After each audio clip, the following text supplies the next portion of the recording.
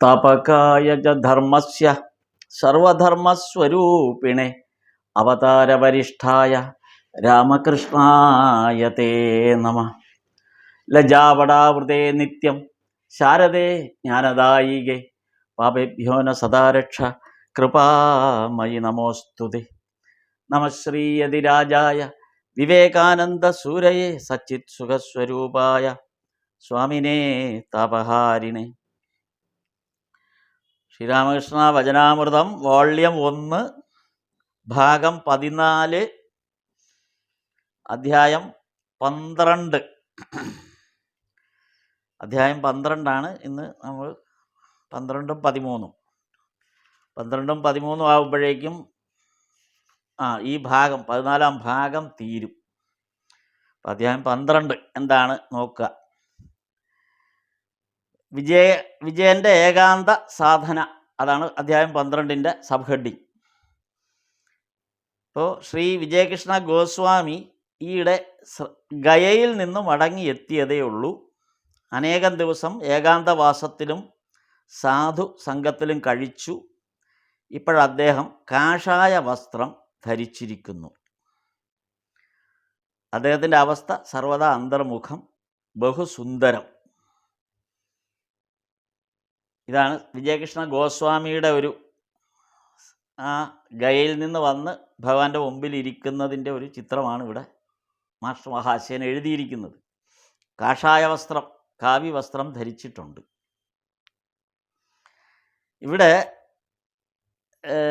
ഭഗവാൻ ഈ ഒരു ഭാഗത്ത് വിജയകൃഷ്ണ ഗോസ്വാമിയുമായിട്ടുള്ള ആ സംഭാഷണം എന്ന് പറയുന്നത് കൂടുതലും നമ്മൾ നമ്മുടെ ജീവിതഭാരം എങ്ങനെ കുറയ്ക്കാം, ഇതാണ് ഈ ഒരു ഭാഗത്ത് നടക്കുന്ന സംഭാഷണത്തിൻ്റെ കണ്ടന്റ്. അതാണ് നമ്മൾ നമ്മുടെ ജീവിതഭാരം എങ്ങനെ കുറയ്ക്കാം, അതിനെന്തൊക്കെയാണ് മാർഗങ്ങൾ, ഇതാണ് ഭഗവാൻ ചർച്ച ചെയ്യുന്നത്.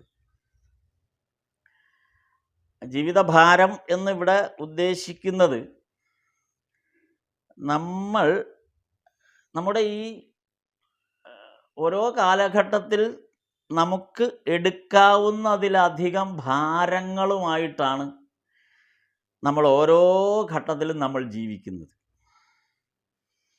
ഇവിടെ ഭഗവാൻ ചർച്ച ചെയ്യുന്ന ഒരു ഭാഗം എന്ന് വെച്ചാൽ ഒരാളുടെ ജീവിതത്തെ സംബന്ധിച്ചിടത്തോളം പ്രധാനമായും ഭൂതം, വർത്തമാനം, ഭാവി 3 കാലങ്ങളിലാണ് ഒരാളുടെ ഒരായുസ്സിൻ്റെ മുന്നോട്ടുള്ള ഗതി എന്ന് പറയുന്നത്. ഈ 3 കാലങ്ങൾ തമ്മിൽ ബന്ധപ്പെട്ട് പോകുന്നതാണ്.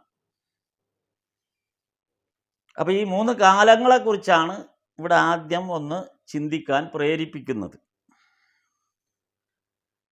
അപ്പോൾ ഭൂതം എന്ന് പറയുമ്പോൾ അത് ആ ഭൂതകാലത്തിന് വാക്കിൻ്റെ അർത്ഥം ധ്വനിക്കുന്ന പോലെ അതൊരു എല്ലാവരെ സംബന്ധിച്ച് അവരവരുടെ ഭൂതകാലം എന്ന് പറയുന്നത്, ഭൂതം എന്ന് പറയുന്നത് ഒരു ഭൂതം പോലെ തന്നെയാണ്. ഓരോരുത്തരെയും അവരവരുടെ ഭൂതകാലം എന്ന് പറയുന്നത് ഒരു ഭൂതം പോലെ വേട്ടയാടപ്പെടുന്നുണ്ട്. ഒരു ഭൂതം പോലെയാണ്. ഒരു ഭൂതം എങ്ങനെ നമ്മെ ഭയപ്പെടുത്തുന്നു, അതേപോലെയാണ് ഓരോ വ്യക്തിയുടെയും ഭൂതകാലത്തെക്കുറിച്ചുള്ള ചിന്തകൾ. വർത്തമാനം എന്നത് ഒരു ഇപ്പോഴത്തെ പ്രസൻറ്റ് കണ്ടീഷൻ ആണെങ്കിൽ പോലും ആ വാക്ക് മലയാളത്തിലെടുക്കുമ്പോൾ വർത്തമാനം എന്ന് പറയുന്നത് ഇപ്പോഴത്തെ വർത്തമാനം എന്നുള്ള ആ വാക്ക് തന്നെ എടുത്താലും അത് ശരിയായിട്ട് വരും. കാരണം വർത്തമാനകാലം എന്ന് പറയുന്നത് ഇപ്പോഴുണ്ടാകുന്ന വർത്തമാനങ്ങളെ അടിസ്ഥാനപ്പെടുത്തിയാണ്. വർത്തമാനം എന്ന് പറയുമ്പോൾ സംഭവ വികാസങ്ങൾ എന്നുള്ള അർത്ഥത്തിൽ കൂടെ എടുക്കാം. അതിനെ അടിസ്ഥാനപ്പെടുത്തിയാണ് ഇപ്പോഴത്തെ പ്രസൻറ്റ് കണ്ടീഷൻ മുന്നോട്ട് പോകുന്നത്. ഭാവി, ഇനി വരാനിരിക്കുന്ന ഈ നമുക്ക് അനിശ്ചിതമായ ഒരു കാലഘട്ടം, അതിനെക്കുറിച്ച് നമുക്ക് ഒരു ഐഡിയയും ഇല്ല. അതായത് അടുത്ത സെക്കൻഡിനെ കുറിച്ച് പോലും നമുക്ക് ഐഡിയ ഇല്ല. അപ്പോൾ ആ തരത്തിൽ ഇപ്പോൾ നമ്മളിവിടെ ഈ പ്രഭാഷണത്തിൻ്റെ അല്ലെങ്കിൽ ഈ സത്സംഗത്തിൻ്റെ ഭാഗമായി ഇരിക്കുമ്പോൾ നമുക്ക് തന്നെ അറിയില്ല അടുത്ത സെക്കൻഡിൽ എന്താണ് സംഭവിക്കുക, എന്തൊക്കെ പറയാൻ സാധിക്കും, അതെങ്ങനെ പറയുമ്പോൾ എന്തായിരിക്കും സംഭവിക്കും, ഇതൊന്നും നമ്മളെ സംബന്ധിച്ച് നമ്മുടെ കയ്യിലല്ല. അപ്പം ഭാവി എന്ന് പറയുന്നത് ഒട്ടും നമുക്ക് പ്രെഡിക്റ്റ് ചെയ്യാവുന്ന ഒരംശം പോലും അതിനകത്തില്ല. ഇതാണ് ഒരു ഘടനയിലൂടെ നമ്മൾ മുന്നോട്ട് പോകുന്നത്. ഈ ഭൂതകാലത്തിൻ്റെ ഇത് പറയുമ്പോൾ വേദമന്ത്രങ്ങളിൽ ഭൂ എന്ന പദം സംസ്കൃത മൂലപദത്തിൽ ഭൗതികമായ ഭൂമിയെയും നിലനിൽപ്പിനെയും സൂചിപ്പിക്കുന്നുണ്ട്. ഭൂതകാലം എന്ന് പറയുന്നത് ആ ഭൂ എന്ന ധാതുവിൻ്റെ അർത്ഥം എടുക്കുമ്പോൾ അത് ഭൗതികമായ നിലനിൽപ്പിനെ, ഭൂമിയുടെ നിലനിൽപ്പിനെ കൂടെ അത് നിഷ്കർഷിക്കുന്നുണ്ട് ആ ഒരു പദം. പിന്നെ അപ്പോൾ ആ തരത്തിലാണ് ഭഗവാൻ ഇവിടെ ഈ എങ്ങനെയാണ് വിജയകൃഷ്ണ ഗോസ്വാമിയെ ഒരു ഉദാഹരണമായി എടുത്തുകൊണ്ട്, അതായത് വിജയകൃഷ്ണ ഗോസ്വാമിയോടുള്ള സംഭാഷണത്തെ ഈ ത്രികാലങ്ങളെയും ബന്ധിപ്പിച്ചുകൊണ്ടാണ് ഒരു മനുഷ്യൻ്റെ ഘടനയെ, എങ്ങനെയാണ് അയാളുടെ ജീവിതത്തെ മുന്നോട്ട് പോകുന്നത്, അല്ലെങ്കിൽ എന്തൊക്കെ സംഭവ വികാസങ്ങളാണ് ഒരാൾ നേരിടേണ്ടി വരുന്നത് എന്നൊക്കെ വിശകലനം ചെയ്യുന്നത് വിജയകൃഷ്ണ ഗോസ്വാമിയുടെ ഒരു ഇന്നത്തെ അവസ്ഥയെ മുൻനിർത്തിക്കൊണ്ടാണ്. അതാണ് ഇവിടെ ഈ അധ്യായത്തിൽ പ്രധാനമായിട്ടും വരുന്നത്. അതാണ് നമുക്ക് അത് നോക്കാവുന്ന ഒരു കാര്യം. ഇപ്പോൾ വിജയകൃഷ്ണ ഗോസ്വാമിയുടെ ഇപ്പോഴത്തെ അവസ്ഥ അതാണ് ഇവിടെ തുടക്കത്തിൽ. ഇപ്പോഴത്തെ അവസ്ഥ എന്ന് പറയുമ്പോൾ വിജയകൃഷ്ണ ഗോസ്വാമിയുടെ വർത്തമാനകാലം എന്ന് പറയുന്നത് കാഷായ വസ്ത്രം, ഗയയിൽ നിന്ന് മടങ്ങി വന്ന് ഏകാന്തവാസം, അന്തർമുഖൻ, ഇതാണ് ഇപ്പോഴത്തെ ഇയാളുടെ അവസ്ഥ. ഇതാണ് വർത്തമാനകാലത്തിൽ വിജയകൃഷ്ണ ഗോസ്വാമി എന്താണെന്ന് വെച്ചാൽ അതാണ്. ഇയാളുടെ ഭൂതകാലത്തെക്കുറിച്ച് നമുക്ക് നന്നായിട്ട് അറിയാം. കാരണം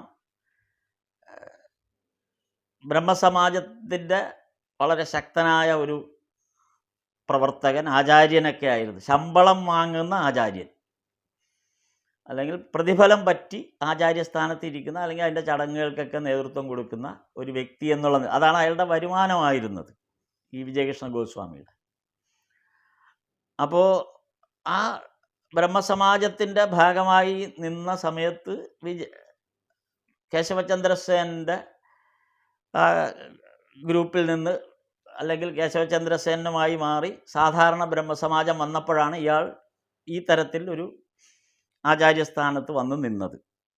പിന്നീട് വിജയകൃഷ്ണ ഗോസ്വാമിയും മെല്ലെ മെല്ലെ ആ സാധാരണ ബ്രഹ്മസമാജത്തിൽ നിന്ന് മാറാൻ തുടങ്ങുകയും അവിടെ ശിവനാഥ ശാസ്ത്രികൾ പിന്നീട് അതിൻ്റെ ചുമതല ഏറ്റെടുക്കുകയൊക്കെ ചെയ്യും.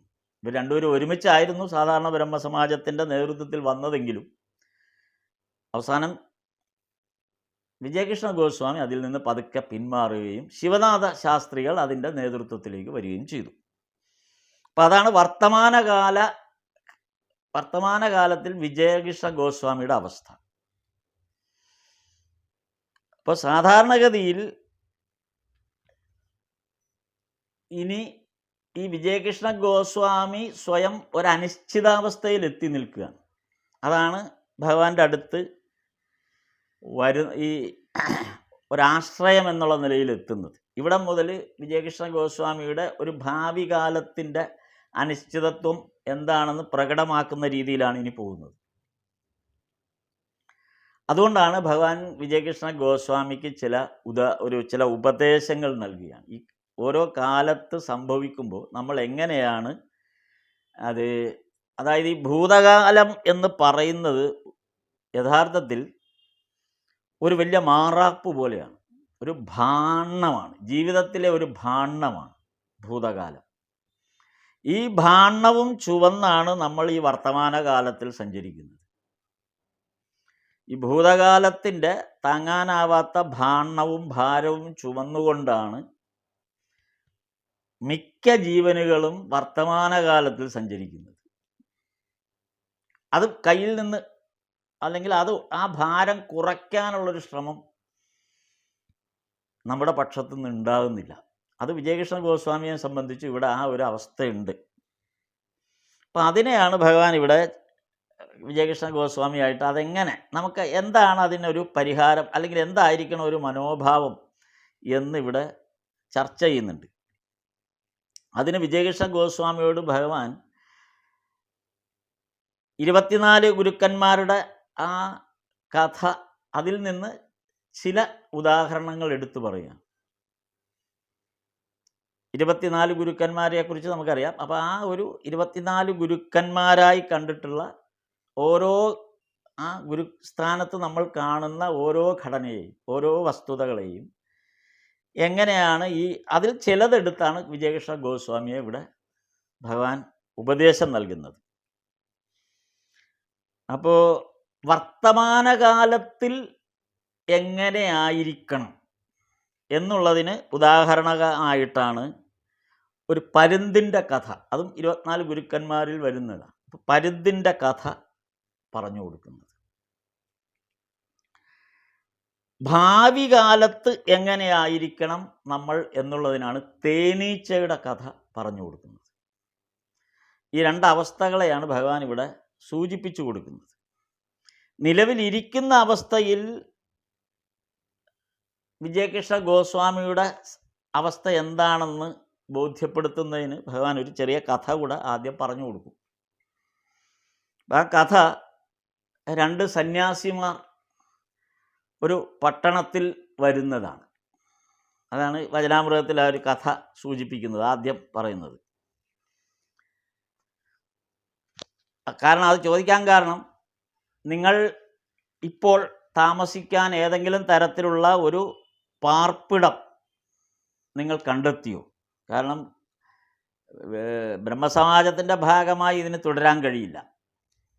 അല്ലെങ്കിൽ പിന്നെ ആ ഒരു അത്താണി ഉണ്ടായിരുന്നു വിജയകൃഷ്ണ ഗോസ്വാമിക്ക്. ഇനിയിപ്പോൾ അത് പറ്റില്ല, കാര്യം അതിൽ നിന്നൊക്കെ വിട്ടുവന്നു. ആ നിലയ്ക്ക് നിങ്ങൾക്ക് താമസിക്കാനൊരിടം ഉണ്ടോ എന്ന് ഭഗവാൻ ചോദിക്കുകയാണ്. അങ്ങനെ വല്ലതും കണ്ടെത്തിയിട്ടുണ്ടോ എന്ന്. അപ്പോൾ അതിന് പാകത്തിനാണ് ഭഗവാൻ ഒരു കഥ പറഞ്ഞു മനസ്സിലാക്കുന്നത്. 2 സന്യാസിമാർ പട്ടണത്തിൽ വരികയാണ്. ഒരാൾ നഗരത്തിലെ ചന്തസ്ഥലങ്ങളും കടകളും വീടുകളും അങ്ങനെ അതെല്ലാം കണ്ടുകൊണ്ട് ഇങ്ങനെ വായും പൊളിച്ച ഇവിടുത്തെ കാഴ്ചകളൊക്കെ, ഈ നഗരത്തിൽ നടക്കുന്ന കാഴ്ചകളെല്ലാം കണ്ടുകൊണ്ട് ഇങ്ങനെ നടക്കുകയാണ്. അപ്പോഴാണ് മറ്റേ ആളെ കണ്ടുമുട്ടിയത്, രണ്ടാമനെ കണ്ടുമുട്ടിയത്. അപ്പോൾ അയാൾ ചോദിച്ചത്, നിങ്ങളിങ്ങനെ ഈ ആദ്യത്തെ ആളോട് ചോദിച്ചു, രണ്ടാമത്തെ ആൾ ചോദിച്ചു, നിങ്ങളിങ്ങനെ വായും വിളിച്ച് ഇങ്ങനെ പട്ടണമൊക്കെ കണ്ടിങ്ങനെ നടക്കുന്നുണ്ടല്ലോ, നിങ്ങളുടെ ഈ പെട്ടിയും സാധനങ്ങളും മാറാപ്പും ഒക്കെ നിങ്ങൾ എവിടെ കൊണ്ടുവച്ചു, അല്ലെങ്കിൽ എവിടെയാണ് അതൊക്കെ എന്ന് ചോദിക്കുന്നു. കാര്യം രണ്ടാമൻ ഈ പെട്ടിയും പ്രമാണവും ഭാരവും എല്ലാം ഇതുവരെ താഴെ വെച്ചിട്ടില്ല, അതൊക്കെ തലയെ വെച്ചുകൊണ്ടാണ് ഈ നടക്കുന്നത്.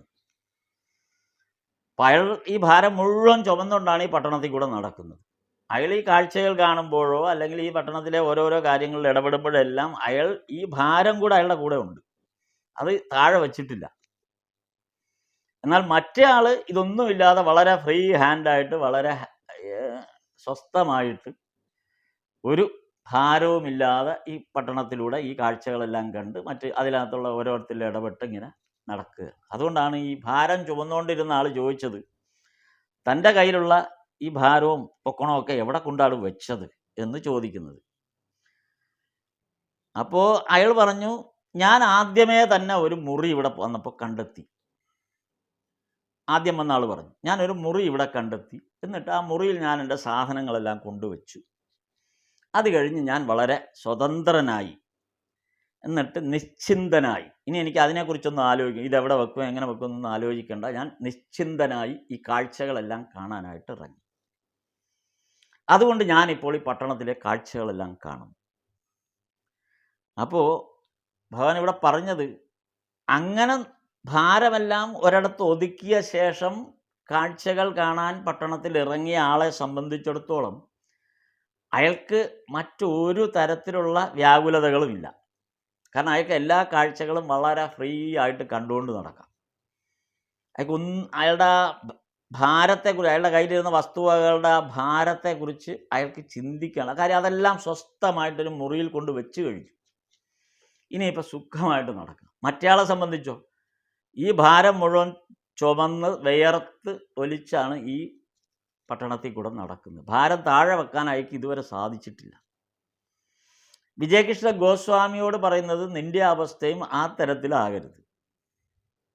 കാരണം ആ പഴയ ഭാരം വിജയകൃഷ്ണ ഗോസ്വാമിയെ സംബന്ധിച്ചുള്ളൊരു ഭാരം എന്ന് പറയുന്നത് ബ്രഹ്മസമാജം എന്ന് പറയുന്ന ഒരു സംഘടനയുടെ തലപ്പത്തിരുന്നതിൻ്റെ ഭൂതകാലം അയാളുടെ തലയിൽ ഇപ്പോഴും ഇരിക്കുകയാണ്.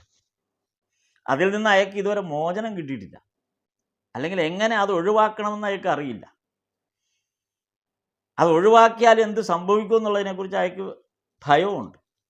അപ്പോൾ ഇറക്കി വെക്കാനും വയ്യ, കൂടെ കൊണ്ടു നടക്കാനും വയ്യാത്ത അവസ്ഥയിലാണ് അയാൾ ആ ഭൂതകാലത്തെ ചുമന്നുകൊണ്ട് കിടക്കുന്നത്, ഈ വിജയകൃഷ്ണ ഗോസ്വാമി.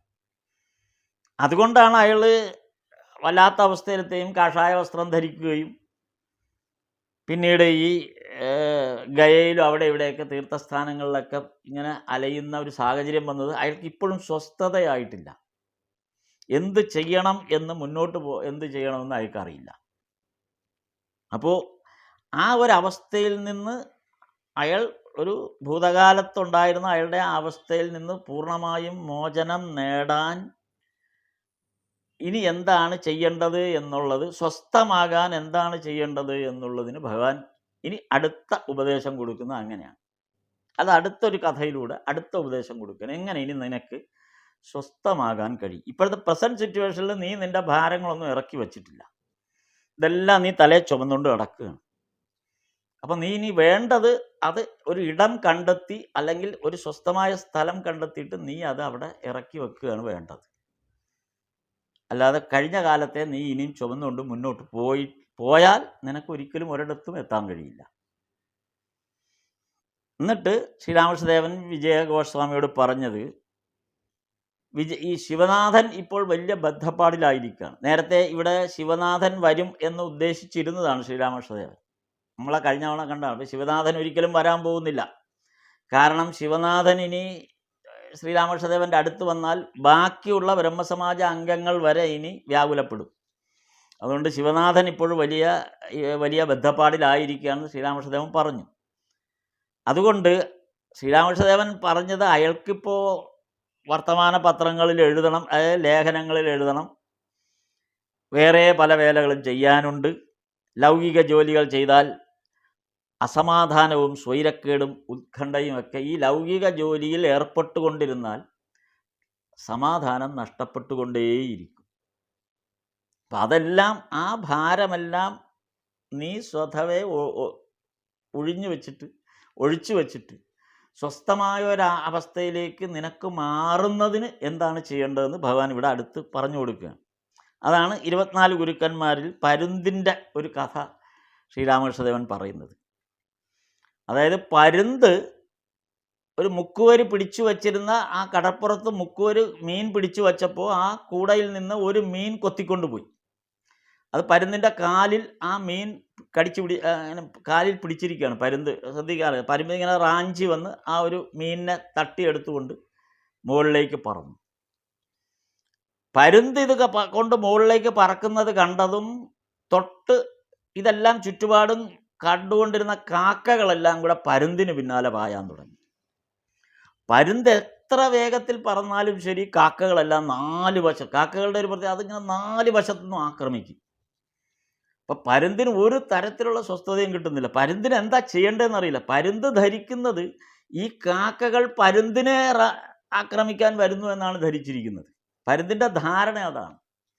അതുകൊണ്ട് പരുന്തി മീനിനെ കയ്യിൽ പിടിച്ചുകൊണ്ടാണ്, അല്ലെങ്കിൽ ആ കാലിൽ അത് കൊരുത്ത് പിടിച്ചുകൊണ്ടാണ് രക്ഷപ്പെടാൻ ശ്രമിക്കുന്നത്. പരുന്തിൻ്റെ ധാരണ ഈ കാക്കകൾ തന്നെ ആക്രമിക്കാൻ വരുന്നു എന്നാണ് പരുന്തുകൾ ധരിച്ചത്. അത് കഴിഞ്ഞപ്പോൾ എന്ത് പറ്റി? ഈ മീൻ അറിയാതെ ഈ വെപ്രാളത്തിനിടയിൽ പരുന്തിൻ്റെ കയ്യിൽ നിന്ന് ഈ മീൻ താഴെ പോയി. അപ്പോൾ കാക്കകളെല്ലാം ആ മീൻ താഴെ പോയ മീനിൻ്റെ പിന്നാലെ അങ്ങ് പോവുകയും ചെയ്തു. പരുന്ത് ഫ്രീ ആയി. അതോടെ ശല്യം തീർന്നു. ഇതാണ് ലൗകികമായ അവസ്ഥയിൽ നമ്മുടെ എല്ലാം പ്രശ്നമെന്ന് ഭഗവാൻ വിജയകൃഷ്ണ ഗോസ്വാമിയോട് പറഞ്ഞു കൊടുക്കുക. കാരണം നമ്മൾ ഈ പ്രശ്നങ്ങളെല്ലാം നമ്മളുടെ നേരെ പാഞ്ഞു വരുമ്പോൾ നമ്മുടെ ഒരു കഷ്ടകാലം എന്ന് ഭയപ്പെട്ടാണ് നമ്മൾ പാഞ്ഞുകൊണ്ടിരിക്കുന്നത്. നമ്മുടെ ധാരണ ഈ കഷ്ടകാലങ്ങളെല്ലാം നമ്മുടെ വിധി വൈവിധ്യം കൊണ്ട് നമ്മുടെ പിന്നാലെ വന്നു കൂടുന്നു എന്നാണ് നമ്മൾ ധരിച്ചു വച്ചിരിക്കുന്നത്. ഇതിൻ്റെ പ്രധാന കാരണം നമ്മൾ ഏറ്റെടുത്തിരിക്കുന്ന അല്ലെങ്കിൽ കൈയടക്കിയിരിക്കുന്ന ആ ഭൗതികമായ സാഹചര്യങ്ങളോ വസ്തുതകളോ ആണ് യഥാർത്ഥത്തിൽ ഈ പ്രശ്നങ്ങളാണ് കാക്കകൾ. നമ്മളുടെ കയ്യിൽ നമ്മൾ അടക്കി വച്ചിരിക്കുന്ന വസ്തുവകകളാണ് ആ പരുന്തിൻ്റെ കാലുള്ള മീനിന് തുല്യം. അപ്പം നമ്മൾ ഈ വസ്തുവകകളെല്ലാം അടക്കി പിടിച്ച് നമ്മുടേതെന്ന് ധരിച്ച് നമ്മൾ അതെല്ലാം അടക്കി പിടിച്ച് ഇങ്ങനെ സംരക്ഷിച്ച് നിർത്താനായിട്ട് ഈ ജീവിതത്തിൻ്റെ ഓട്ടത്തിനിടയിൽ ഇതൊന്നും കൈവിട്ട് പോകാതെ നമ്മളോട് ചേർത്ത് പിടിച്ചുകൊണ്ടിരിക്കുക. ഈ ചേർത്ത് പിടിക്കുമ്പോൾ ഈ പ്രശ്നങ്ങളെല്ലാം നമ്മുടെ പിന്നാലെ വന്നുകൊണ്ടേയിരിക്കും. കാര്യം പ്രശ്നം യഥാർത്ഥത്തിൽ ഈ കൈയടക്കി വെച്ചിരിക്കുന്ന വസ്തുക്കളിലാണ് യഥാർത്ഥത്തിൽ പ്രശ്നം. ആ വസ്തുവിനെ നമ്മൾ കൈവിടുന്ന നിമിഷം ഈ പ്രശ്നങ്ങളെല്ലാം അവിടെ വെച്ച് തീരും. അപ്പം ആ മീൻ ആകുന്ന വസ്തു ഒരു മനുഷ്യൻ്റെ ജീവിതഘട്ടത്തിൽ ആ മീനിന് തുല്യമായി വരുന്ന വസ്തുക്കൾ എന്ന് പറയുന്നത് നമ്മുടെ ബന്ധങ്ങളിൽ വരുന്ന ആ ബന്ധനങ്ങളാകാം, അല്ലെങ്കിൽ നമ്മുടെ സമ്പാദ്യങ്ങളെ സംബന്ധിച്ച പ്രശ്നങ്ങളാകാം, അല്ലെങ്കിൽ നമ്മൾ ഇടപെടുന്ന തൊഴിൽ സംബന്ധമായ കാര്യങ്ങളാകാം, എന്തുമാകാം. ഈ ഭൗതികമായ ലോകത്ത് നമ്മൾ ഇടപെടുന്ന എല്ലാ കാര്യങ്ങളെ സംബന്ധിച്ചിടത്തോളവും അതെല്ലാം നമ്മൾ കൈ അടക്കി വച്ചിരിക്കുകയാണ്. പക്ഷെ നമ്മൾ അറിയുന്നില്ല ഈ അടക്കി വച്ചിരിക്കുന്ന പ്രശ്നത്തെയാണ് ഈ കൈയടക്കി വച്ചിരുന്ന വസ്തുക്കളെയാണ് പ്രശ്നങ്ങൾ നേരിടാൻ വരുന്നത്, അല്ല നമ്മളെ അല്ല. നമ്മളെന്ന് പറയുമ്പോൾ നമ്മുടെ ജീവാത്മാവിനെ ഈ പ്രശ്നങ്ങൾ ആരും പിന്തുടരുന്നില്ല. ജീവാത്മാവ് ഫ്രീ ആണ് യഥാർത്ഥത്തിൽ വേണമെങ്കിൽ. പക്ഷെ ഈ പ്രശ്നങ്ങൾ മുഴുവൻ പിന്തുടരുന്നത് ഈ വസ്തുവകകളെയാണ്. ഭൗതികമായ ഈ വസ്തുവകകളെയും സാഹചര്യങ്ങളെയുമാണ് ഈ പ്രശ്നങ്ങൾ പിന്തുടരുന്നത്, കാക്കകളെ പോലെ. എന്ന് നമ്മൾ അത് കൈവിടുന്നു, അതോടുകൂടി നമ്മൾ ഫ്രീ ആവുകയാണ്. അപ്പോൾ വിജയകൃഷ്ണ ഗോസ്വാമിയോട് പറഞ്ഞത്, നീ ഇതിനു മുമ്പ് നീ ഇവിടെ വഹിച്ചിരുന്ന സ്ഥാനമാനങ്ങളോ അല്ലെങ്കിൽ നീ ഈ ബ്രഹ്മസമാജത്തിൻ്റെ പേരിലും ഒക്കെ ആയിട്ട് കൊണ്ടു നടന്ന ഒരുപാട് കാര്യങ്ങളാണ് നിന്നെ യഥാർത്ഥത്തിൽ വീണ്ടും വീണ്ടും ആക്രമിച്ചുകൊണ്ടിരിക്കുന്നത്. നിനക്ക് ഫ്രീ ആകാൻ പറ്റാതെ, നിനക്കൊരു സ്വസ്ഥത കൈവരാതെ നീ ഇത് കൂടുതൽ പ്രശ്നങ്ങളിലേക്ക് പോകുന്നതിൻ്റെ ഒരു പ്രശ്നം, നീ ഇത് മുൻകാലങ്ങളിൽ നീ വഹിച്ചുകൊണ്ടിരുന്ന ഭാരങ്ങളും വഹിച്ചുകൊണ്ടിരുന്ന സ്ഥാനമാനങ്ങളും എല്ലാം ഇപ്പോഴും നിന്നിൽ നിന്ന് പൂർണ്ണമായും പോയിട്ടില്ല. അതുകൊണ്ടാണ് നിനക്കിത് സംഭവിക്കുന്നത് എന്ന് ഈ പരുന്തിൻ്റെ കഥയിലൂടെ വിജയകൃഷ്ണ ഗോസ്വാമിയോട് പറഞ്ഞു. അതുകൊണ്ട് എത്രകാലം നിൻ്റെ കയ്യിൽ ഈ മത്സ്യം കൈവശമുണ്ടോ, അതായത് വിഷയവാസനകൾ കൈവശമുണ്ടോ, അത്രയും കാലവും കർമ്മവും നിന്നെ പിന്തുടരും. കർമ്മം നിന്നെ പിന്തുടർന്നുകൊണ്ടേയിരിക്കും. എന്നിട്ട് കർമ്മം കൊണ്ടുള്ള ഭയങ്കര വ്യഥയും ചിന്തയും അശാന്തിയും വാസന വെടിഞ്ഞാൽ കർമ്മം ക്ഷയിച്ചു. ഈ കർമ്മം കൊണ്ടാണ് ഈ ഭയങ്കര വ്യഥയും ചിന്തയും അശാന്തിയും ഉണ്ടാകുന്നത്. ആ വാസന നീ വെടിഞ്ഞു കഴിഞ്ഞാൽ നിന്റെ പ്രശ്നം തീരും. ഇതാണ് പരുന്തിലൂടെ ഭഗവാൻ വിജയകൃഷ്ണ ഗോസ്വാമിക്ക് പറഞ്ഞു കൊടുത്ത ആ ഭാഗം. അതാണ് വർത്തമാനകാലത്ത് ഇയാൾ നേരിടുന്നത്. എന്നിട്ട് പറയണം, ഇനി നിന്റെ ഭാവി കാലം എന്തായിത്തീരും, ഇനി വരാൻ പോകുന്ന നിന്റെ ഭാവി കാലത്തെക്കുറിച്ച് ഭഗവാൻ പറഞ്ഞു കൊടുക്കുകയാണ്. അത് വീണ്ടും വിജയകൃഷ്ണ ഗോസ്വാമിയോട് പറയുന്നത് ഒരു തേനീച്ചയുടെ കഥ പറഞ്ഞു കൊട്ടാണ്.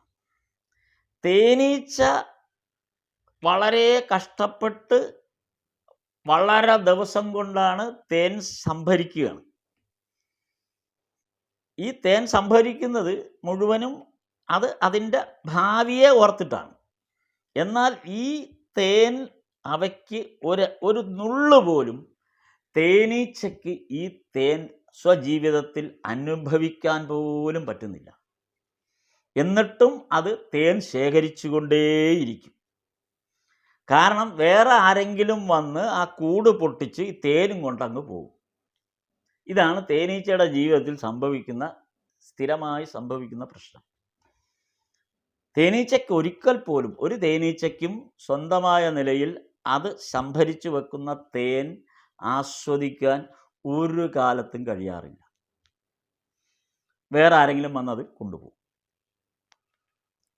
അപ്പോൾ സഞ്ചയിച്ചു വെക്കരുത് എന്ന പാഠം തേനീച്ചയുടെ അടുക്കൽ നിന്നാണ് പഠിക്കേണ്ടത്.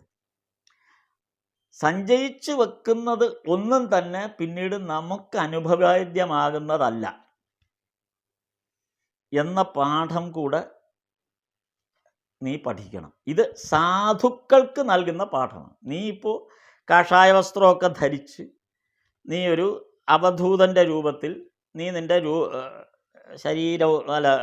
മറ്റേ ജീവിത സാഹചര്യങ്ങളെ മാറ്റിയപ്പോൾ യഥാർത്ഥത്തിൽ നീ ആ കാഷായ വസ്ത്രം ധരിച്ചു എന്നുള്ളതാണ് ശ്രദ്ധയിൽപ്പെട്ട ആദ്യത്തെ കാര്യം. ഈ കാഷായ വസ്ത്രം ധരിച്ചെങ്കിലും നീ നിൻ്റെ ഭൗതികമായ അവസ്ഥയെ കൈവിടാൻ തയ്യാറായിട്ടില്ല. അതാണ് നേരത്തെ പറഞ്ഞ കാര്യങ്ങൾ, പരുന്തിൻ്റെ കഥയിൽ പറഞ്ഞു. ഇപ്പോൾ പറയുന്നത് നീ നിൻ്റെ സഞ്ചയിച്ചു വെക്കാനുള്ള, അതായത് നിൻ്റെ ജീവിതത്തെ മുന്നോട്ട് കൊണ്ടുപോകാൻ നീ സഞ്ചയിച്ചു വെക്കാൻ ശ്രമിക്കുന്നതാണ് ഇപ്പോൾ നിൻ്റെ അടുത്ത ഭാവിയിൽ നീ നേരിടാൻ പോകുന്ന പ്രശ്നം. അത് ഒരു സാധുക്കൾക്ക്, ഒരു സാധു ആയിരിക്കുന്ന ആൾക്ക്, സന്യാസ ജീവിതം നയിക്കാൻ ഉദ്ദേശിക്കുന്ന, അല്ലെങ്കിൽ കാവ്യ വസ്ത്രമൊക്കെ ധരിച്ച് ഒരു അവധൂതനായി മാറാൻ ഉദ്ദേശിക്കുന്ന ഒരാളെ സംബന്ധിച്ചിടത്തോളം ഒന്നും സഞ്ചയിച്ചു വെക്കാനുള്ള ശ്രമം നടത്തരുത്. ഈശ്വരനെ ആശ്രയിക്കുക എന്നുള്ള ഒരേ ഒരു ഘടനയിലേക്ക് നീ പോകണം. ഇതാണ് രണ്ടാമത്തെ കഥയിലൂടെ ഭഗവാൻ വിജയകൃഷ്ണ ഗോസ്വാമിക്ക് പറഞ്ഞു കൊടുത്തത്. അപ്പോൾ എന്നിട്ട് ഒരു ഉദാഹരണം കൂടെ പറഞ്ഞു കൊടുത്തു. സാധാരണഗതിയിൽ വിജയ, സാധുവിൻ്റെ പക്കൽ പൊതിയും പൊക്കണവും കണ്ടാൽ, അതായത് 15 കുരുക്കിട്ട മാറാപ്പ് കണ്ടാൽ അയാളെ വിശ്വസിക്കരുത്. ഇത് വളരെ കാലം, അതായത് ഈ നമ്മൾ ഒരാളെ സംബന്ധിച്ചിടത്തോളം, ഒരു സാധകനെ മാത്രമല്ല, ഏത് തരത്തിലുള്ള ഒരു വ്യക്തിയെ സംബന്ധിച്ചിടത്തോളം എല്ലാ മനുഷ്യർക്കും ഒരുപോലെ ബാധകമാകുന്ന, ജീവിതത്തിൽ ശ്രദ്ധിക്കേണ്ട ഒരു വളരെ പ്രധാനപ്പെട്ട ഒരു സ്റ്റേറ്റ്മെൻറ്റാണ് ഭഗവാൻ ഇവിടെ പറഞ്ഞത്. ഈ സാധു എന്ന് പറയുമ്പോൾ സന്യാസിയാകാം, അല്ലെങ്കിൽ ഈശ്വരോന്മുഖമായ കാര്യങ്ങൾ ലക്ഷ്യമാക്കി സഞ്ചരിക്കുന്നവരാകാം. അപ്പം അവർ സന്യാസി മാത്രമാവണമെന്നില്ല. മുഴുവൻ ഈശ്വര കാര്യങ്ങൾക്ക് വേണ്ടി ജീവിതം മാറ്റിവെച്ചിട്ട് ഈശ്വര കാര്യങ്ങളെ പല രൂപത്തിൽ ഉപയോഗിക്കുന്ന ആളുകൾ, അങ്ങനെയുള്ളവരെ എടുക്കാം. സന്യാസിമാരെ മാത്രമല്ല ഇവിടെ നമ്മൾ കണക്കിലെടുക്കുമ്പോൾ. അത് ആ തരത്തിലൊരു ജീവിതം സ്വീകരിക്കുന്ന ആളുകൾ, അവർ പൊതിയും പൊക്കണവും ഭാണ്ണവുമൊക്കെ മുറുക്കുകയാണെങ്കിൽ, അത്തരം ഒരു ആറ്റിറ്റ്യൂഡിൽ വരുന്നവരാണെങ്കിൽ, അതായത് ഇവിടെ പറയുമ്പോൾ 15 കുരുക്കിട്ട കുറുമാറാപ്പെന്നാണ് ഭഗവാൻ പറയുന്നത്. 15, അതായത് അത്രമേൽ ഭദ്രമാക്കിയ, മറ്റാരും കൊണ്ടുപോകാത്ത വിധത്തിൽ, നഷ്ടപ്പെടാത്ത വിധത്തിൽ കുരുക്കിട്ട ഒരു മാറാപ്പുമായി ചുമന്ന് നടക്കുന്ന സാധുവിനെ കണ്ടാൽ വിശ്വസിക്കരുത്.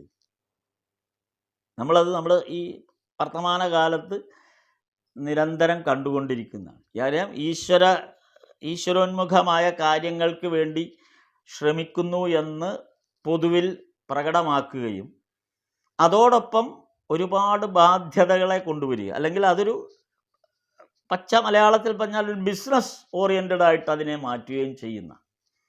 കാര്യം പ്രധാന പരിപാടികളെല്ലാം ബിസിനസ് ഓറിയൻറ്റഡാണ്.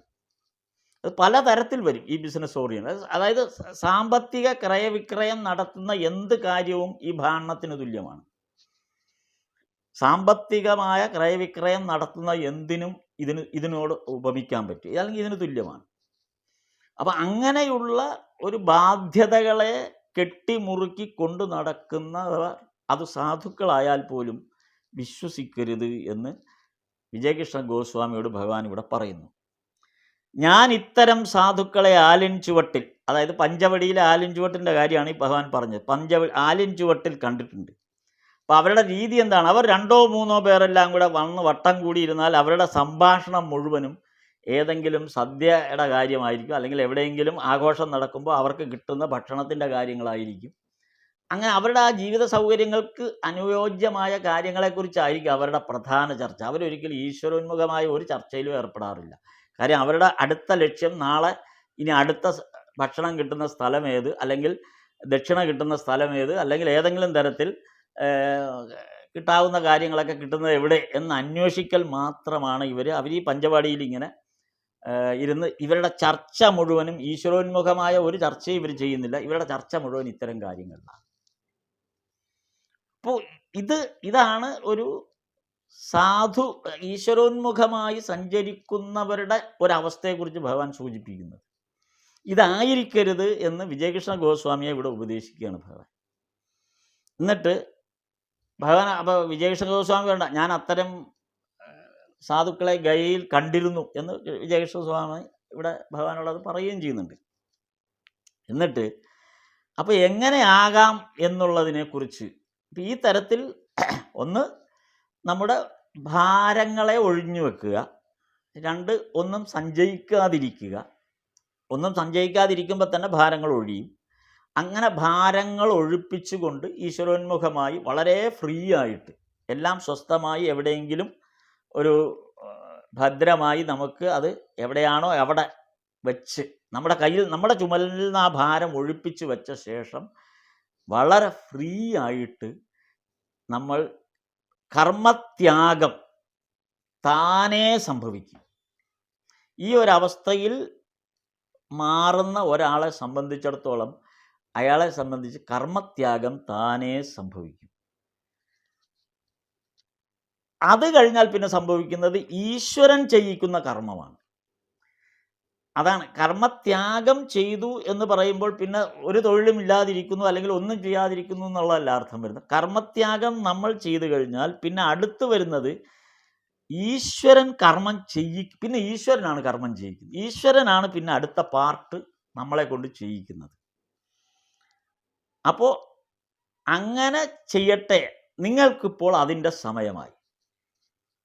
ഈശ്വരൻ്റെ കർമ്മം, ഈശ്വരൻ നമ്മളെ കൊണ്ട് കർമ്മം ചെയ്യിക്കുന്നതിന് പാകത്തിന് നമ്മൾ നമ്മുടെ ജീവിതത്തെ മാറ്റണം. അതായത് ഭഗവാൻ നേരത്തെ പറയുന്ന പോലെ പൂർണ്ണമായും ഒരു യന്ത്രമായി മാറണം. യന്ത്രി എങ്ങനെയാണോ നമ്മളെ പ്രവർത്തിപ്പിക്കുന്നതിന് അനുയോജ്യമായ തരത്തിൽ ഒരു യന്ത്രത്തിൻ്റെ അവസ്ഥയിലേക്ക് നമ്മൾ മാറണം. യന്ത്രത്തിന് സ്വന്തമായി യാതൊരു താല്പര്യങ്ങളുമില്ല. യന്ത്രി എന്ത് പ്രവർത്തിപ്പിക്കുന്നോ അത് പ്രവർത്തിക്കും.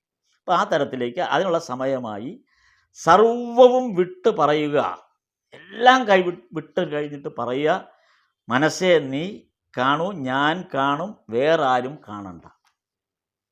മനസ്സേ നീ കാണും, ഞാനും കാണും, വേറാരും കാണണ്ട. എന്നിട്ട് ഭഗവാൻ ശ്രീരാമകൃഷ്ണദേവൻ ഇതിൻ്റെ അകത്ത് അടുത്ത് വളരെ മനോഹരമായൊരു മാമക ഹൃദന്തമേ സൂക്ഷിച്ചു വെച്ചാലും നീ എന്ന് തുടങ്ങുന്ന ഒരു നല്ല മനോഹരമായ കവിത. ഈ ഇത്രയും പറഞ്ഞതിനെ മുഴുവനും ഒരു കവിതാരൂപത്തിൽ, ഒരു കീർത്തന രൂപത്തിൽ അല്ലെങ്കിൽ ഒരു ഗീതമായിട്ട് ഭഗവാൻ പറയുന്നത്. അതിൻ്റെ അർത്ഥം ഇങ്ങനെയാണ്. അത് വളരെ രസകരമായ ഒരു അർത്ഥം അതിനകത്ത് ഒളിഞ്ഞു കിടക്കുന്നുണ്ട്. അതുകൊണ്ട് ആ അർത്ഥത്തിൻ്റെ ഭാഗം മാത്രം ഒന്ന് നോക്കാം. മനസ്സിനോട് പറയുന്നതായിട്ടാണ് ആ കാവ്യം എന്ന് പറയുന്നത്. ഭഗവാൻ ഈ ഗാനം ആലപിക്കുന്നത് മനസ്സിനോട് പറയുന്നു. കാളിക്ക് കറുത്ത നിറമാണ്, എന്നും പൂജിക്കുന്നവളുമാണ്. ആ കാളിയെ തൻ്റെ ഉള്ളിൽ പ്രതിഷ്ഠിക്കൂ എന്ന് മനസ്സിനോട് പറയുന്നത്. കാളിക്ക് കറുത്ത നിറമാണ്, എന്നും പൂജിക്കുന്നവളുമാണ്. ആ പ്രതിഷ്ഠയെ ഉള്ളിൽ, ആ രൂപത്തെ പ്രതിഷ്ഠിക്കൂ എന്ന് മനസ്സിനോട് പറയുകയാണ്.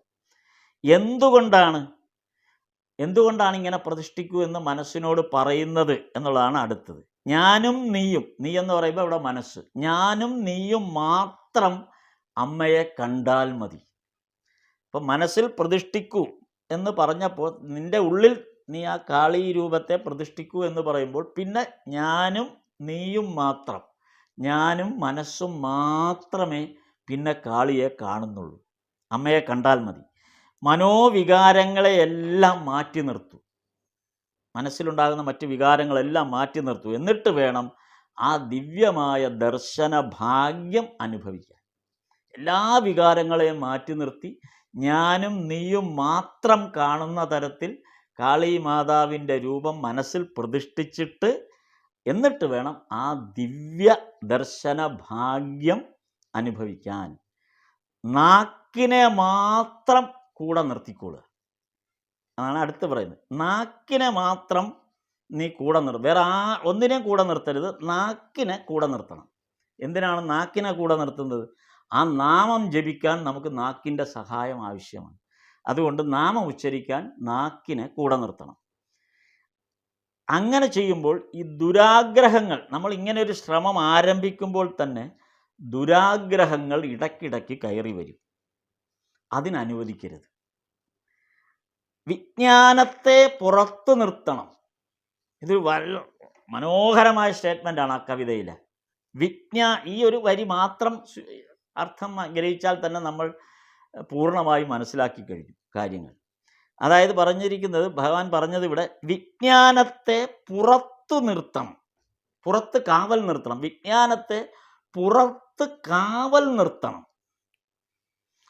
എന്നിട്ട് വിജ്ഞാനത്തോട് പറയണം, ഈ പുറത്ത് കാവൽ നിർത്തിയിരിക്കുന്ന വിജ്ഞാനത്തോട് പറയണം, നോട്ടം തെറ്റരുത് എന്ന് ആജ്ഞാപിക്കണം. ഇവിടെ അർത്ഥമാക്കുന്നത് മനോഹരമായൊരു അർത്ഥമാണിത്. ഇവിടെ പ്രത്യേകം ഭഗവാൻ പറഞ്ഞ വിജ്ഞാനത്തെ നമ്മൾ പുറത്താണ് നിർത്തേണ്ടത്. പലപ്പോഴും നമുക്ക് സംഭവിക്കുന്നത്, നമ്മൾ വിജ്ഞാനത്തെ അകത്താണ് നിർത്തിയിരിക്കുന്നത്. ഞാൻ ഇന്നയാൾ, ഞാൻ ഇത്രയും പഠിച്ചയാൾ, ഞാൻ ഇത്രമാത്രം ഡിഗ്രി നേടിയയാൾ, ഞാൻ ഇത്രമാത്രം അധികാരമുള്ളയാൾ, ഞാൻ ഇന്ന രീതിയിലുള്ളയാൾ എന്നുള്ള അഹംബോധമാണ് വിജ്ഞാനം.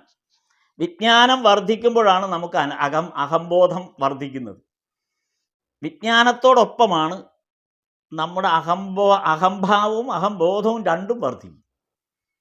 എല്ലാ വിജ്ഞാനം വരുന്നതും അഹംബോധം കൂടെ ചേർത്താണ് വിജ്ഞാനം വരുന്നത്. കാര്യം നമ്മുടെ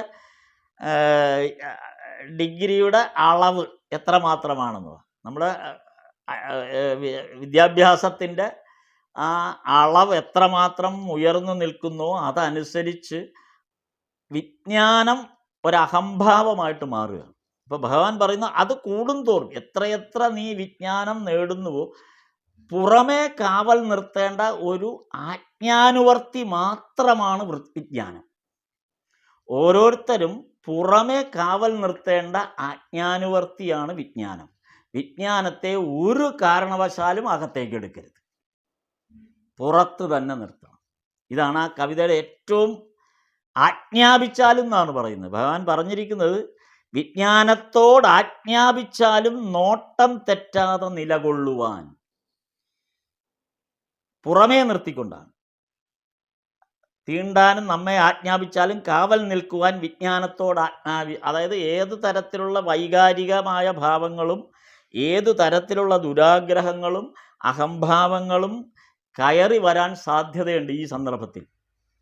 കാര്യം ഉള്ളിൽ ഞാനും കാളിമാതാവും മാത്രമേ ഉള്ളൂ. എൻ്റെ മനസ്സും കാളിമാതാവും മാത്രമാണ് അകത്തിരിക്കുന്നത്. എന്നിട്ട് നാവിനെ മാത്രമാണ് കൂട്ടുപിടിച്ചിരിക്കുന്നത് ആ നാമം ജപിക്കാൻ. അപ്പോൾ സ്വാഭാവികമായി ധാരാളം വൈകാരിക ഭാവങ്ങൾ നമ്മെ ആക്രമിക്കാൻ സാധ്യതയുണ്ട് പുറമേ നിന്ന്. അതുകൊണ്ട് അത് തടയാൻ പുറത്ത് നിർത്തേണ്ട ആളാണ്, കാവൽ നിർത്തേണ്ട ആളാണ് വിജ്ഞാനം, അകത്തെടുക്കേണ്ട ആളല്ല. ഇതാണ് വിജയകൃഷ്ണ ഗോസ്വാമിയോട് പറഞ്ഞു കൊടുക്കുന്ന ഒരു മനോഹരമായ ഭാഗം. അപ്പോൾ എന്നിട്ട് വിജയനോട് പറഞ്ഞു, ഭഗവാനെ ശരണം പ്രാപിച്ച് ലജ്ജ, ഭയം മുതലായവയൊക്കെ വെടിയുക. ഇങ്ങനെ ആ ഉപദേശം നീണ്ടു പോകുന്നുണ്ട് അങ്ങോട്ട്. എന്നിട്ട് ഭഗവാൻ ഇവിടെ അടുത്ത് പറയുന്ന മറ്റൊരു ഘടന എന്തെന്ന് വെച്ച് കഴിഞ്ഞാൽ, പാശബദ്ധൻ ആണ് ജീവൻ. സാധാരണഗതിയിൽ ഓരോ ജീവനും പാശബദ്ധമാണ്. അപ്പോൾ അതിൽ നിന്ന് പാശമുക്തൻ എങ്ങനെയാകണം എന്നുള്ളതാണ് അടുത്ത് ഭഗവാൻ പറഞ്ഞു കൊടുക്കുന്നത്. പാശബദ്ധനായിരിക്കുന്നതാണ് എല്ലാവരെയും സംബന്ധിച്ചിടത്തോളവും പ്രധാനമായിട്ടുള്ളൊരു പ്രശ്നമായിട്ട് വരുന്നത്. അപ്പോൾ ഈ പാശമുക്തനായിരിക്കുക എന്നുള്ള ഉപദേശമാണ് ഭഗവാൻ ഇവിടെ നൽകുന്നത്. അതായത് എങ്ങനെയാണ് ഒരു പാശമുക്തനായിരിക്കേണ്ടത് എന്നുള്ളത് പഞ്ചപാശങ്ങളാണ് ഒരാളുടെ ജനനം മുതൽ പഞ്ചപാശങ്ങളാണ് നമ്മെ വലിഞ്ഞു മുറുക്കുന്നത്. അതാണ് പാശബദ്ധൻ എന്നുള്ള വാക്ക് അർത്ഥമാക്കുന്നത്. പഞ്ചപാശങ്ങളാണ് ഒരാളെ ഏറ്റവും കൂടുതൽ ബദ്ധനാക്കി തീർക്കുന്നത്. ജനനം ഒരു പാശമാണ്, മരണം ഒരു പാശമാണ്, കർമ്മം ഒരു പാശമാണ്, അഹംഭാവം ഒരു പാശമാണ്, മായ ഒരു പാശമാണ്. ഈ 5 കാര്യങ്ങളാണ്, പഞ്ചപാശങ്ങളാണ് ഒരാളെ വലിഞ്ഞു മുറുക്കിക്കൊണ്ടിരിക്കുന്നത് അയാളുടെ ജീവിതത്തിൽ. അപ്പം അതിൽ നിന്ന് മുക്തനാകാനുള്ള ശ്രമമാണ് നമ്മൾ നടത്തേണ്ടതെന്ന് ഭഗവാൻ ഇവിടെ പറയുകയാണ്. അപ്പോൾ അതിന് അങ്ങനെ ഒരു സാധ്യത വരുമ്പോൾ ഈ പഞ്ചപാശത്തിൽ നിന്നും നമ്മൾ എങ്ങനെ മുക്തനാകാൻ ശ്രമിക്കുന്നുവോ, അങ്ങനെ ശ്രമിക്കുന്ന സാഹചര്യത്തിൽ ഈശ്വരനിൽ നമ്മൾ അറിയാതെ ലയിച്ചു പോകും.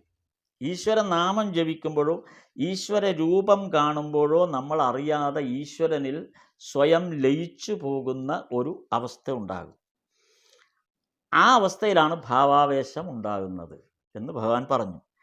എന്നിട്ട് ഭഗവാൻ ഇവിടെ പറഞ്ഞു, അപ്പോൾ കുംഭകം താനേ ഉണ്ടാകുന്നു എന്നാണ് ഇവിടെ പറഞ്ഞത്. കുംഭകം അത് പ്രാണായാമവുമായിട്ട് ബന്ധപ്പെട്ട ഒരു വാക്കാണ് ഭഗവാൻ അവിടെ ഉപയോഗിച്ചത്, കുംഭകം എന്ന് പറഞ്ഞത്. അതായത് കുംഭകം എന്ന് പറയുമ്പോൾ അത് 2 വിധമുണ്ട്. കുംഭകം നമ്മൾ പ്രാണായാമത്തിൻ്റെ ഭാഗമായിട്ട് ചിന്തിക്കുമ്പോൾ 2 തരത്തിലാണ് കുംഭകം വരുന്നത്. ഒരു കുംഭകം എന്ന് പറയുന്നത് അന്തർകുംഭകവും ബാഹ്യ കുംഭകവും. ഇങ്ങനെ 2 കുംഭകങ്ങളാണ് പ്രാണായാമവുമായിട്ട് ബന്ധപ്പെട്ട് വരുന്നത്. അന്തർകുംഭകം എന്ന് പറയുന്നത് നമ്മൾ അകത്തേക്ക് വലിക്കുന്ന ശ്വാസം, പൂർണ്ണമായും അകത്തേക്ക് ശ്വാസം വലിച്ചു കഴിഞ്ഞാൽ പിന്നെ നിശ്ചലാവസ്ഥയിൽ നിർത്തുക, പിന്നെ ശ്വാസം ഇല്ലാത്ത അവസ്ഥയിൽ കുറച്ചു നേരം നിൽക്കും. അതാണ് പ്രാണായാമത്തിൽ വരുന്നൊരു ഭാഗമാണത്. അപ്പോൾ അകത്തേക്ക് പൂർണ്ണമായും എടുത്തു കഴിഞ്ഞ ശേഷം ശ്വാസം പൂർണ്ണമായി എടുത്താൽ പിന്നെ അവിടെ ഹോൾഡ് ചെയ്യണമെന്ന് നമ്മൾ ഈ പ്രാണായാമത്തിൽ പറഞ്ഞു തരും. ഹോൾഡ് ചെയ്യാൻ പറയും. അപ്പോൾ ഹോൾഡ് ചെയ്യുന്ന സന്ദർഭത്തിൽ പിന്നെ ശ്വാസം അകത്തേക്കുമില്ല പുറത്തേക്കുമില്ല, ആ ശ്വാസം അവിടെ നിശ്ചലാവസ്ഥയിൽ നിൽക്കുന്ന പോലെ തോന്നും. ഇത് നമ്മൾ പർപ്പസ്ഫുള്ളി ഹോൾഡ് ചെയ്യുന്നതാണ്. അതാണ് അന്തർകുംഭകം. ഇതേപോലെ തന്നെ ആ ശ്വാസം നമ്മൾ അടുത്ത് പുറത്തേക്ക് പൂർണ്ണമായി വിട്ട് കഴിഞ്ഞതിന് ശേഷവും പിന്നെ നിശ്ചലാവസ്ഥയിൽ നിൽക്കും. അതാണ് ബാഹ്യ കുംഭകം എന്ന് പറയും. ഇതിനെയാണ് ഭഗവാൻ ഇവിടെ കുംഭകം എന്ന് പറയുന്നത്. ഇത് താനെ ഉണ്ടാകണം. എങ്ങനെ ഉണ്ടാകണം? ഈശ്വര ദർശനം ഉണ്ടാകുമ്പോൾ, നമ്മൾ ക്ഷേത്രത്തിലോ അല്ലെങ്കിൽ നാമം ജപിക്കുമ്പോഴോ അല്ലെങ്കിൽ നമ്മൾ നമ്മുടെ പൂജാമുറിയിലോ എവിടെ ആയിക്കോട്ടെ, ഏതൊരു സന്ദർഭത്തിൽ ഈശ്വര ദർശനം ഉണ്ടാകുന്ന, ഈശ്വരനെ ദർശിക്കുമ്പോൾ, അത് നമ്മൾ ഇപ്പോൾ പൂജാമുറിയിൽ നമ്മുടെ ചിത്രത്തിന് മുന്നിലായാലും ക്ഷേത്രത്തിൽ വിഗ്രഹത്തിന് മുന്നിലായാലും എവിടെയായാലും ഈശ്വര ദർശനം ഉണ്ടാകുമ്പോൾ ഈ നിശ്ചലാവസ്ഥ, നേരത്തെ പറഞ്ഞ ഈ ഉള്ളിലെ വായുവിൻ്റെ നിശ്ചലാവസ്ഥ, അത് കുംഭകം താനേ ഉണ്ടാകണം. അപ്പോൾ ഭഗവാൻ അതിന് പറഞ്ഞു എങ്ങനെയാണിത് താനേ ഉണ്ടാകുന്നത് എന്നുള്ളതിന് ഏതുപോലെ എന്നുള്ളൊരു നല്ല ഉദാഹരണം പറഞ്ഞത്, ഒരു വെടിവെക്കാനായിട്ട് തോക്കുകൊണ്ട് നിറയൊഴിക്കാൻ ശ്രമിക്കുന്ന ഒരാൾ ആ നിറയൊഴിക്കുന്ന സന്ദർഭത്തിൽ പെട്ടെന്ന് ഈ അവസ്ഥയെ പ്രാപിക്കും. ഭഗവാൻ ഇത് നിറയൊഴിച്ചിട്ടുള്ള ആളല്ല, തോക്ക് ഉപയോഗിക്കുന്ന ആളല്ല. പക്ഷെ തോക്ക് ഉപയോഗിക്കുന്ന സന്ദർഭത്തിൽ ഒരു നിറയൊഴിക്കാൻ ഒരാൾ വെടിവെക്കാനായിട്ട് നിറയൊഴിക്കാനായിട്ട് ശ്രമിക്കുന്ന സന്ദർഭത്തിൽ പെട്ടെന്ന് നമ്മുടെ ഈ ശ്വാസം നിലച്ചു പോകും. ഇത് നമ്മുടെ ഇടയിൽ നമുക്കിപ്പോൾ മിലിറ്ററിയുമായി ബന്ധപ്പെട്ട അല്ലെങ്കിൽ ആ തരത്തിൽ ഡിഫൻസിൽ വർക്ക് ചെയ്യുന്നവർക്ക് ഇത് മനസ്സിലാവും. അല്ലെങ്കിൽ NCCയിൽ പ്രവർത്തിച്ചിട്ടുള്ളവർക്ക് ഇത് മനസ്സിലാവും. പെട്ടെന്ന് റൈഫിൾ ഉപയോഗിച്ച് നമ്മൾ ഇത് ഫയറിങ്ങിന് പോകുന്ന സന്ദർഭത്തിൽ എല്ലാവർക്കും ഇത് മനസ്സിലാവും. കാരണം അത് ശരിയാണ്. ആ പർട്ടിക്കുലർ ടൈമിൽ നമ്മൾ ആ കാഞ്ചി വലിക്കുന്ന സന്ദർഭത്തിൽ നമ്മുടെ ശ്വാസം നിലച്ച പോലെ, അത് നമ്മളുടെ പർപ്പസ്ഫുള്ളി അല്ല. അതേസമയം പ്രാണായാമത്തിൽ നമ്മൾ ചെയ്യുന്നത് പർപ്പസ്ഫുള്ളി ഹോൾഡ് ചെയ്യുകയാണ് ചെയ്യുന്നത്. പക്ഷേ ഈ സന്ദർഭത്തിൽ, ഏതൊരു സന്ദർഭത്തിലാണോ നമ്മൾ അറിയാതെ നമ്മുടെ ശ്വാസം നിലച്ചു പോകുന്നത്, ചിലപ്പോൾ ഭയം കൊണ്ട് ശ്വാസം നിലച്ചു പോകും. അപ്പോൾ ഈ തരത്തിൽ, അല്ലെങ്കിൽ അത്യാനന്ദം ആഹ്ലാദം വരുമ്പോൾ ശ്വാസം നിലച്ചു. ഇതൊന്നും നമ്മുടെ അറിവോടുകൂടി സംഭവിക്കുന്നതല്ല, സ്വാഭാവികമായി ഉണ്ടാകുന്ന ഒരു ശ്വാസം നിശ്ചലാവസ്ഥയിലാകുന്നത്. ഇത് ഈശ്വര ദർശനത്തിൽ ഉണ്ടാവണം. ഭഗവാൻ അതാണ് പറഞ്ഞത്. ഇത് ഈശ്വര ദർശനത്തിൽ ഈ ഒരു അവസ്ഥ ഉണ്ടായാൽ മാത്രമേ അത് യഥാർത്ഥത്തിൽ നമ്മൾ ആ ഈശ്വര സാക്ഷാത്കാരത്തിൽ എത്തി എന്ന് നമുക്ക് ബോധ്യപ്പെടുകയുള്ളൂ. ആ നിലവാരത്തിലേക്ക് നമ്മൾ എത്തുന്നു എന്ന് ബോധ്യപ്പെടുന്ന ആ സാഹചര്യം നമുക്ക് കൈവരണമെങ്കിൽ ഈ നേരത്തെ പറഞ്ഞ ഈ സന്ദർഭങ്ങളിലൂടെ എല്ലാം കടന്നു പോകുന്നതാണ്. നേരത്തെ ഈ തൊട്ട് മുമ്പ് പറഞ്ഞ ഓരോരോ കാര്യങ്ങൾ എങ്ങനെ നമ്മുടെ അങ്ങനെ ഒരു അവസ്ഥയിൽ വരണമെങ്കിൽ ഒന്ന് നമ്മുടെ ഭാരം ഇറക്കി വെക്കണം. അതേപോലെ ഇതിന് മുമ്പ് പറഞ്ഞ ഓരോ സന്ദർഭങ്ങൾ നമ്മുടെ എല്ലാ താല്പര്യങ്ങളെയും, അതായത് നമ്മൾ അടക്കി വച്ചിരിക്കുന്ന ആ താല്പര്യങ്ങളെ മുഴുവനും നമ്മൾ കൈവിടണം. അതേപോലെ ഈ സഞ്ചയിച്ച് വെച്ച് അതിൻ്റെ കാവൽക്കാരായി മാറുന്ന അവസ്ഥയിലേക്ക്, അതിനൊക്കെ എന്ത് സംഭവിക്കുമെന്ന് ആലോചിച്ചുണ്ടാകുന്ന ഒരു ജീവിതത്തിൻ്റെ ഭാരം. അപ്പം ഇത്തരം ഈ പറഞ്ഞ കുറേ കഥകളുടെ ഉദാഹരണങ്ങളും ഈ സന്ദർഭങ്ങളുടെ ഉദാഹരണങ്ങൾ മുഴുവനും ഉൾക്കൊണ്ടുകൊണ്ട് നമ്മൾ ഈ ഭാഗത്തെത്തുമ്പോൾ ഭഗവാൻ പറയുന്ന അതായത് എങ്ങനെയാണ് യഥാർത്ഥത്തിൽ ഒരു ഈശ്വര ദർശനം, ഈശ്വര സാക്ഷാത്കാരം ഉണ്ടാകുമ്പോൾ നമുക്ക് അനുഭവിക്കപ്പെടുന്നത് എന്ന് ഇവിടെ പറഞ്ഞു നിർത്തുകയാണ്. ഇതാണ് ഈ 12-ാം അധ്യായത്തിൻ്റെ ഭാഗമായിട്ട് വരുന്നത്. മണി 8 അതുകൊണ്ട് നമുക്ക് 13-ാം അധ്യായത്തിൻ്റെത് അടുത്ത ദിവസം അത് നോക്കാം. സ്ഥാപകായ ച ധർമ്മസ്യ സർവധർമ്മസ്വരൂപിണേ അവതാരവരിഷ്ഠായ രാമകൃഷ്ണായ തേ നമഃ. നമസ്തേ നമസ്തേ നമസ്തേ നമസ്തേ നമസ്തേ നമസ്തേ നമസ്തേ. നാമം ജപിക്കാം. നാമം ശ്രീ ശാരദാ ദേവി നമഃ. ശ്രീ